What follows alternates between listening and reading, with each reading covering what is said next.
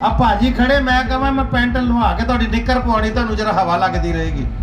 ਉਹ ਕਹਿੰਦੇ ਮੈਂ ਇੱਜ਼ਤਦਾਰ ਬੰਦਾ ਮੈਂ ਪਬਲਿਕ 'ਚ ਖੜਾ ਮੈਂ ਨਹੀਂ ਪਾਉਣੀ। ਮੈਂ ਕਹਿੰਦਾ ਪਾ ਕੇ ਤੇ ਵੇਖੋ ਨਿੱਕਰ ਬਹੁਤ ਵਧੀਆ। ਉਹ ਕਹਿੰਦਾ ਕਿਉਂ ਪਾਵਾਂ ਯਾਰ ਮੈਂ ਘਰੋਂ ਪੈਂਟ ਪਾ ਕੇ ਬੜੀ ਸੋਹਣੀ ਆਇਆ ਪਰ ਮੈਂ ਧੱਕੇ ਨਾਲ ਕਹਿ ਰਿਹਾ ਕਿਉਂਕਿ ਮੇਰੀ ਇਸ ਇਲਾਕੇ 'ਚ ਚੱਲਦੀ ਹੈ ਤੇ ਮੈਂ ਕਹਾਂਗਾ ਨਹੀਂ ਵੀ ਤੈਨੂੰ ਤਾਂ ਕਮੀਜ਼ ਲਵਾ ਕੇ ਤੈਨੂੰ ਤਾਂ ਮੈਂ ਬਨੈਣ ਪਵਾਉਣੀ ਇੱਥੇ। ਅੱਜ ਤੁਹਾਨੂੰ ਇਸ ਕਰਕੇ ਦੰਦਲਾਂ ਪੈ ਰਹੀਆਂ ਕਿ ਇਹ ਦਬਾਇਆ ਨਹੀਂ ਜਾ ਰਿਹਾ ਤੁਹਾਡੇ ਕੋਲੋਂ। ਜਿੰਨਾ ਤੁਸੀਂ ਦੱਬਦੇ ਹੋ ਇੱਥੋਂ ਦੀ ਨਿਕਲ ਕੇ ਤੁਹਾਡੇ ਸਾਹਮਣੇ ਨਿਕਲ ਕੇ ਹੋਰ 6 ਫੁੱਟ ਉੱਚੇ ਹੋ ਕੇ ਤੁਹਾਡੇ ਉੱਤੋਂ ਦੀ ਖੜੇ ਹੋ ਕੇ ਦਿਖਾਉਂਦੇ ਵੀ ਆਹ ਖੜੇ ਆ ਅਸੀਂ। ਤੁਹਾਨੂੰ ਇਸ ਗੱਲ ਦੀ ਅੱਜ ਪ੍ਰੋਬਲਮ ਹੋ ਰਹੀ ਹੈ। ਮੰਤਰੀ ਸਾਹਿਬ ਸਾਬਕਾ ਮੰਤਰੀ ਉਹਨਾਂ ਦਾ ਬਿਆਨ ਕਿੰਨਾ ਅੱਛਾ ਸੀ। ਕਹਿੰਦੇ ਜਦੋਂ ਕਿਸੇ ਨੂੰ ਟੀਕਾ ਲਾਇਆ ਜਾਂਦਾ ਹੈ ਇੰਜੈਕਸ਼ਨ ਲਾਇਆ ਜਾਂਦਾ ਹੈ ਉਹਨੂੰ ਵੀ ਤਕਲੀਫ ਹੁੰਦੀ ਹੈ। ਉਹ ਵੀ ਕਹਿੰਦਾ ਨਾ ਲਾਓ ਉਹਨੂੰ ਪੀੜ ਹੁੰਦੀ ਹੈ ਪਰ ਉਹਨੂੰ ਇਹ ਨਹੀਂ ਪਤਾ ਬਾਅਦ 'ਚ ਪਤਾ ਲੱਗਦਾ ਕਿ ਟੀਕਾ ਉਹਦੇ ਫਾਇਦੇ ਵਾਸਤੇ ਲਾਇਆ ਜਾ ਰਿਹਾ ਸੀ। ਮੈਂ ਇੱਥੇ ਉਹਨਾਂ ਦਾ ਧਿਆਨ ਇਸ ਪਾਸੇ ਵੀ ਲਿਆਉਣਾ ਚਾਹੁੰਦਾ ਕਿ ਪੜ੍ਹਨ ਦੀ ਕਿਹੜੇ ਸਮਿਆਂ ਦੀ ਤੁਸੀਂ ਗੱਲ ਕਰਦੇ ਹੋ ਮੰਤਰੀ ਸਾਹਿਬ। ਅੱਜ ਕੱਲ੍ਹ ਟੀਕੇ ਵੀ ਦੋ ਤਰ੍ਹਾਂ ਦੇ ਲਾਏ ਜਾਂਦੇ ਨੇ। ਇੱਕ ਉਹ ਟੀਕਾ ਹੁੰਦਾ ਜਿਹਦਾ ਮਰੀਜ਼ ਨੂੰ ਫਾਇਦਾ ਹੁੰਦਾ ਹੈ, ਇੱਕ ਉਹ ਟੀਕਾ ਹੁੰਦਾ ਜਿਹਦਾ ਸਿਰਫ ਹਸਪਤਾਲ ਨੂੰ ਹੀ ਫਾਇਦਾ ਹੁੰਦਾ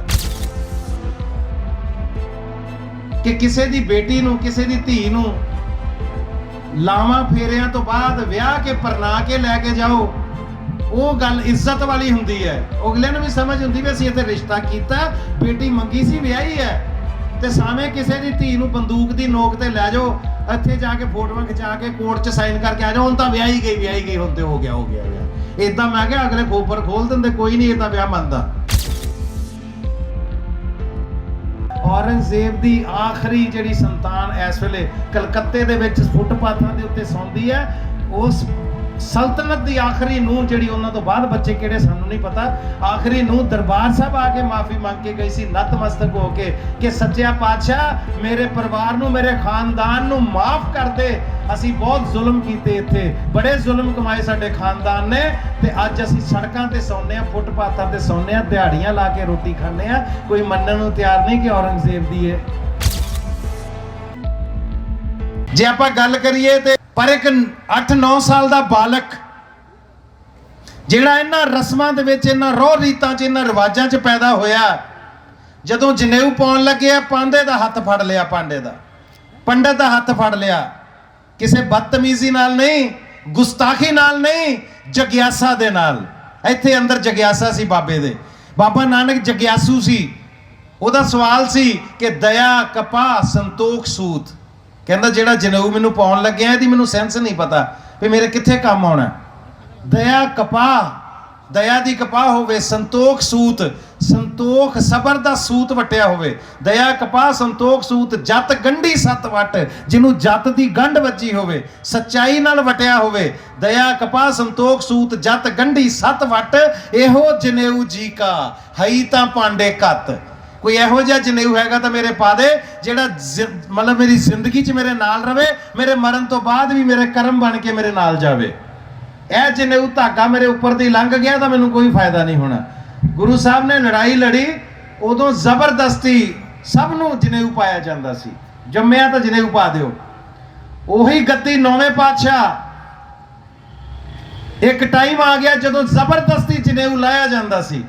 ਸਵਾ ਮਣ ਜੰਜੂ ਸਵਾ ਮਣ ਜਨੇਊ ਕਹਿੰਦੇ ਲਾ ਕੇ ਔਰੰਗਜ਼ੇਬ ਦੀ ਫੌਜ ਰੋਜ਼ ਸਾੜਦੀ ਸੀ। ਉਦੋਂ ਸਾਹਿਬ ਸੱਚੇ ਪਾਤਸ਼ਾਹ ਪਹੁੰਚ ਕੇ ਦਿੱਲੀ ਕਹਿੰਦੇ ਜੇ ਤਾਕਤ ਹੈ ਤਾਂ ਜਨੇਊ ਲਾ ਕੇ ਦਿਖਾ।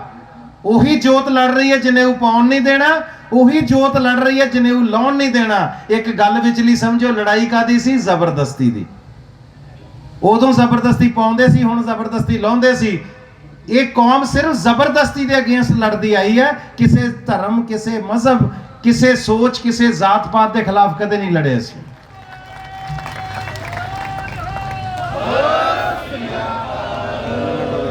ਤੇ ਲੜਾਈ ਹੁਣ ਵੀ ਬਾਰਡਰਾਂ ਤੇ ਜ਼ੁਲਮ ਦੇ ਖਿਲਾਫ ਹੀ ਚੱਲ ਰਹੀ ਹੈ। ਇਹ ਜ਼ੁਲਮ ਹੈ ਆਪਣੇ ਆਪ ਦੇ ਵਿੱਚ ਕਿਸੇ ਨੂੰ ਕਹਿਣਾ ਕਿ ਮੈਂ ਤੇਰਾ ਭਲਾ ਕਰਨਾ। ਆ ਭਾਜੀ ਖੜੇ ਮੈਂ ਕਹਾਂ ਮੈਂ ਪੈਂਟ ਲਵਾ ਕੇ ਤੁਹਾਡੀ ਨਿੱਕਰ ਪਵਾਉਣੀ ਤੁਹਾਨੂੰ ਜਰਾ ਹਵਾ ਲੱਗਦੀ ਰਹੇਗੀ। ਉਹ ਕਹਿੰਦੇ ਮੈਂ ਇੱਜ਼ਤਦਾਰ ਬੰਦਾ ਮੈਂ ਪਬਲਿਕ 'ਚ ਖੜਾ ਮੈਂ ਨਹੀਂ ਪਾਉਣੀ। ਮੈਂ ਕਹਿੰਦਾ ਪਾ ਕੇ ਤੇ ਵੇਖੋ ਨਿੱਕਰ ਬਹੁਤ ਵਧੀਆ। ਉਹ ਕਹਿੰਦਾ ਕਿਉਂ ਪਾਵਾਂ ਯਾਰ ਮੈਂ ਘਰੋਂ ਪੈਂਟ ਪਾ ਕੇ ਬੜੀ ਸੋਹਣੀ ਆਇਆ ਪਰ ਮੈਂ ਧੱਕੇ ਨਾਲ ਕਹਿ ਰਿਹਾ ਕਿਉਂਕਿ ਮੇਰੀ ਇਸ ਇਲਾਕੇ 'ਚ ਚੱਲਦੀ ਹੈ ਤੇ ਮੈਂ ਕਹਾਂਗਾ ਨਹੀਂ ਵੀ ਤੈਨੂੰ ਤਾਂ ਕਮੀਜ਼ ਲਵਾ ਕੇ ਤੈਨੂੰ ਤਾਂ ਮੈਂ ਬਨੈਣ ਪਵਾਉਣੀ ਇੱਥੇ। ਉਹ ਕਿਉਂ ਪਾਏਗਾ ਬੰਦਾ?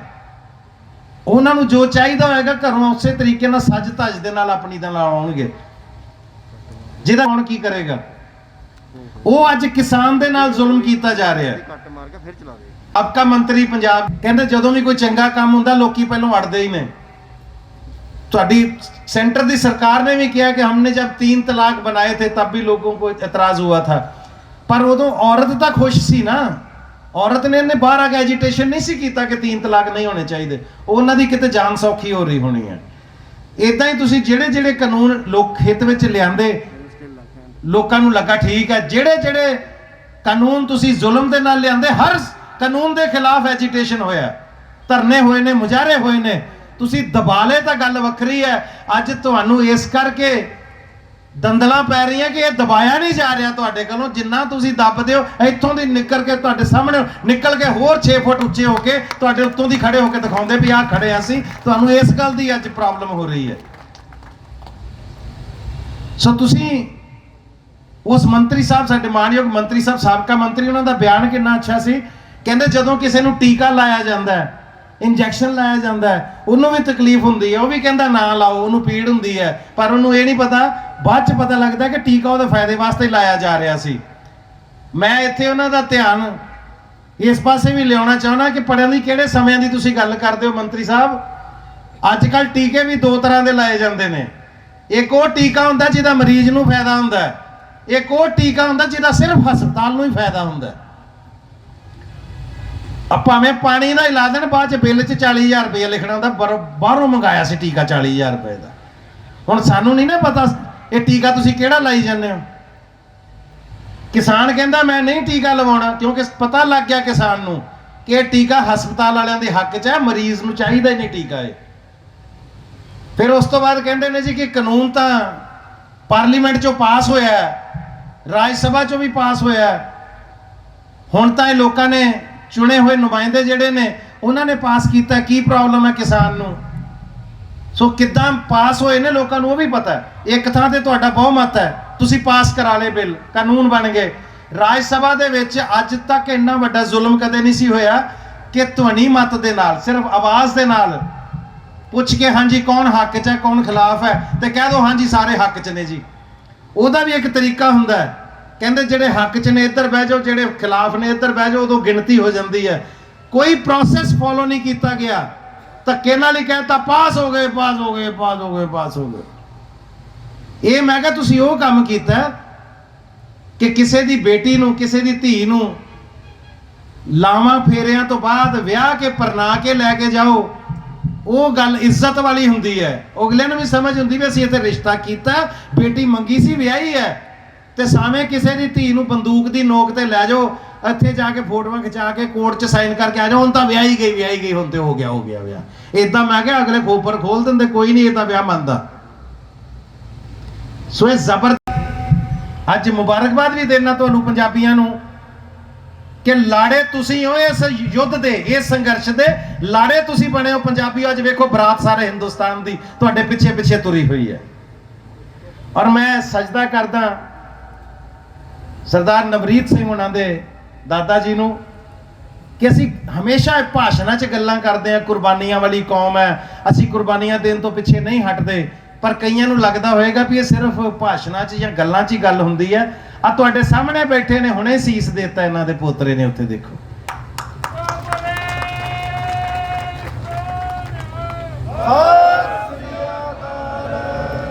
ਸੋ ਇਹ ਜਿਹੜੀ ਕੌਮ ਹੈ ਨਾ, ਇਹਦੀ ਵਿਰਾਸਤ ਆ ਸਿਰ ਦੇਣਾ।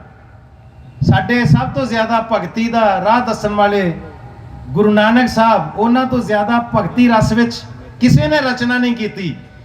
ਉਹਨਾਂ ਨੇ ਸਿਰਫ ਭਗਤੀ ਦਾ ਮਾਰਗ ਦੱਸਿਆ ਤੁਹਾਨੂੰ, ਪਰ ਅੰਦਰੋਂ ਕਿਤੇ ਕਾਇਰ ਨਾ ਹੋ ਜਾਈਏ, ਕਿਤੇ ਬੁਜ਼ਦਿਲ ਨਾ ਹੋ ਜਾਈਏ। ਉੱਥੇ ਉਹਨਾਂ ਵੀ ਸਾਨੂੰ ਸੰਦੇਸ਼ ਦਿੱਤਾ ਸੀ ਕਿ ਜੋ ਤੋ ਪ੍ਰੇਮ ਖੇਲਣ ਕਾ ਚਾਓ, ਸਿਰ ਧਰ ਤਲੀ ਗਲੀ ਮੁਰੀ ਆਓ। ਬਾਬਾ ਨਾਨਕ ਵਰਗਾ ਫਕੀਰ ਇੰਨੀ ਗੱਲ ਕਹਿ ਰਿਹਾ। ਉਹਨਾਂ ਨੂੰ ਵੀ ਪਤਾ ਕਿ ਬੁਜ਼ਦਿਲੀ ਵੀ ਮਾਰਦੀ ਹੈ कि जो तो प्रेम खेलन का चाहो, सिर धर तली गली मोरी आओ, इत मार्ग पैर तरीजै, सिर दीजै कान ना कीजै। फिर जदों इदां दे वक्त आ जाते ने, योधे तुहाडे सामने बैठे ने, देंदे ने सीस।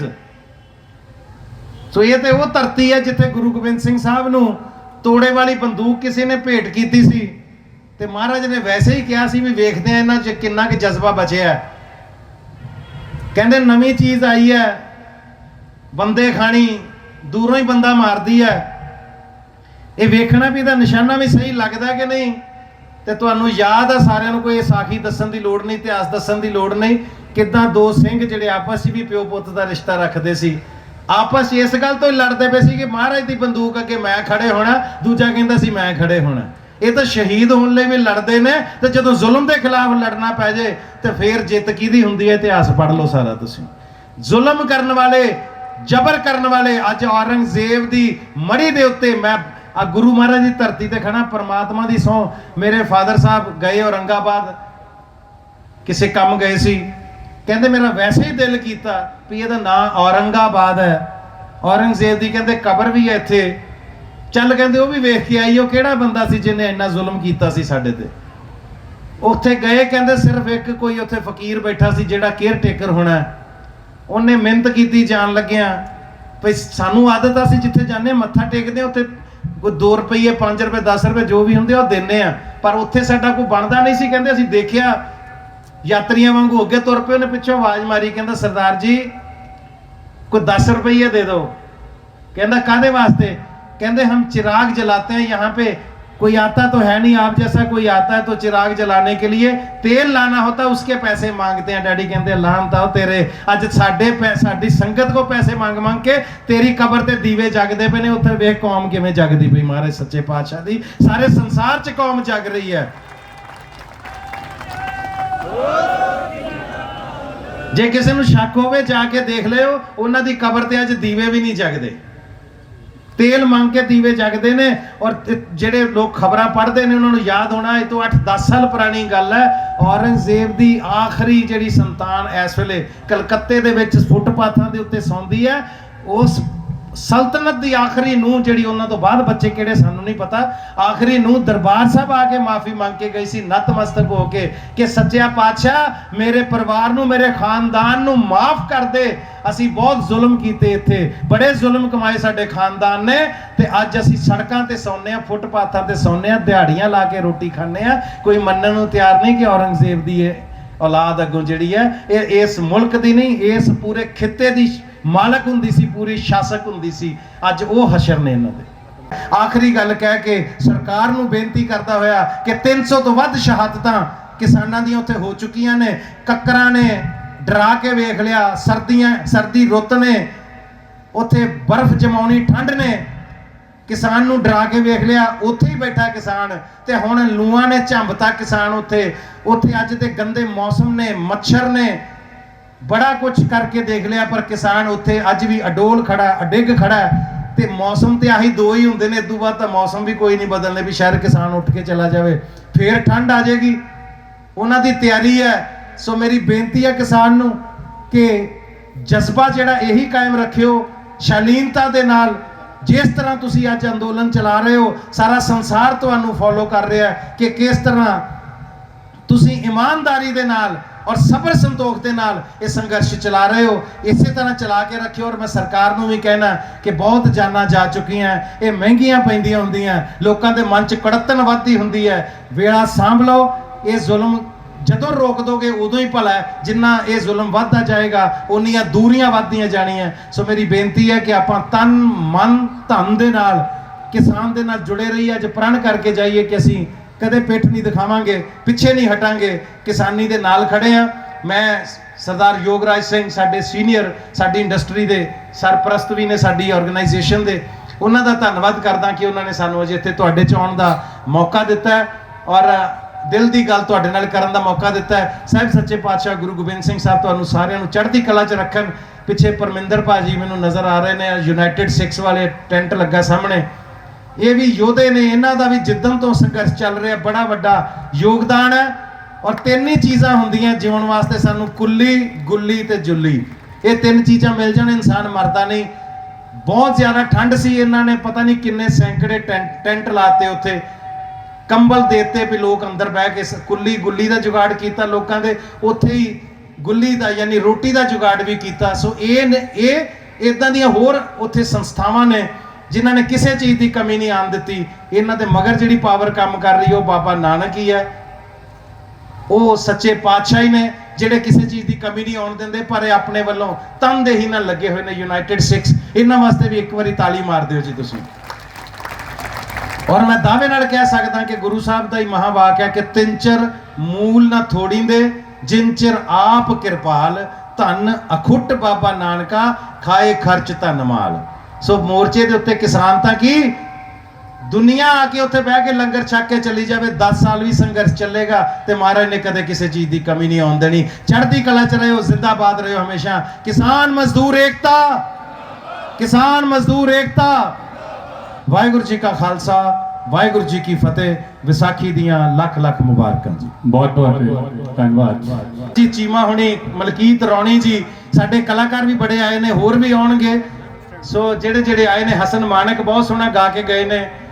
ਮੈਂ ਸਾਰਿਆਂ ਦਾ ਬਹੁਤ ਧੰਨਵਾਦ ਕਰਦਾ ਇੱਥੇ ਪਹੁੰਚਣ ਤੇ। ਬਹੁਤ ਸ਼ੁਕਰੀਆ।